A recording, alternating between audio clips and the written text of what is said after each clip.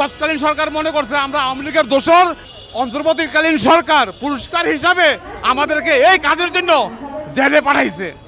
দেখেন, এই দেশটা আমাদের সবার, এই দেশে 18 কোটি লোক আছে। এই 18 কোটি লোকের থেকে আমরা কিন্তু এই আইনের পক্ষে, যে দুর্নীতি বিরোধী আইনের খসড়া আমরা সরকারের কাছে জমা দিয়েছি, এর পক্ষে আমরা 1,80,00,000 অনুস্বাক্ষর নিয়ে আসছি। এই এত বড় সংখ্যা নিয়ে আমরা এই আইনের খসড়া জমা দিছি, কিন্তু এবং বিভিন্ন মন্ত্রণালয়ে আমরা যোগাযোগ করছি, সবাইকে জানাইছি। এবং আপনারা জানেন সংসদও কথা হইতেছে, এবং সংসদ ছাড়াও জাতিসংঘ এই ব্যাপারটা নিয়ে আলোচনা হয়েছে, এবং সরকার বিদেশি সরকারগুলোর সাথে, দেশের সাথে ওনারা যোগাযোগ করতেছে, এবং এই লুণ্ঠিত অর্থ ফিরিয়ে আনার জন্য ওনারা চুক্তি করতেছে, এবং ইতিমধ্যে অনেক টাকা ফিরেও আসছে এবং বাংলাদেশ ব্যাংকে আছে। তো এখন কথা হলো, আমরা যারা উদ্যোগ নিয়েছি 2021 সাল থেকে কাজ করতেছি, আমরা এই কাজ করে আমরা বিনিময়ে কি পাইছি?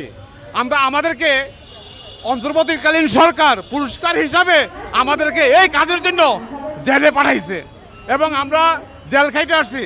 এবং আমার 3 জন সংগঠক বা নেতা আমাদের মৃত্যুবরণ করছে এই নির্যাতন এবং অত্যাচারে, এবং আমাদের উপরে শত শত মামলা আছে।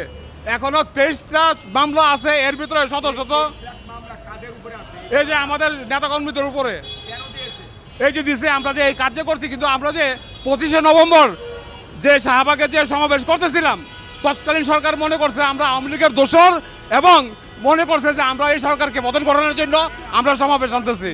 এখন সরকার মনে করছে আমরা তো আসছি এইখানে এই আইনের খসড়া জমা দিচ্ছি এবং আইন পাশ করানোর উদ্দেশ্যে, কিন্তু সরকার মনে করছে যে আমরা এই এত বড় মহাসমাবেশ করছি আওয়ামী লীগের পক্ষে, ওদের দোষর হইয়া সরকারকে পতন ঘটানোর জন্য। আসলে তো আমাদের উদ্দেশ্য তো সরকার পতন ঘটানোর না, তাই না? আমাদের উদ্দেশ্য ছিল আইন পাশ করার। কিন্তু এই রং মেসেজ যে সরকারের কাছে গেছে, এটার উপর ভিত্তি করে এরা আমাদের জনগণের উপরে বা আমাদের সদস্যদের উপরে অনেক অত্যাচার জুলুম করছে, গাড়ি ভাঙচুর করছে, মারধর করছে, মেয়েদের গায়ে হাত পর্যন্ত দিচ্ছে, এবং 3 জন লোক শহীদও হয়েছে। তো এখন আমাদের উপর যে মামলা মোকদ্দমা আছে, আমাদের দাবি এইখানে যে ওনারা অতি সত্বর এই আইন পাশ করুক, এবং এই মামলা মোকদ্দমা যা আছে এই মামলা মোকদ্দমা প্রত্যাহার করে নিক।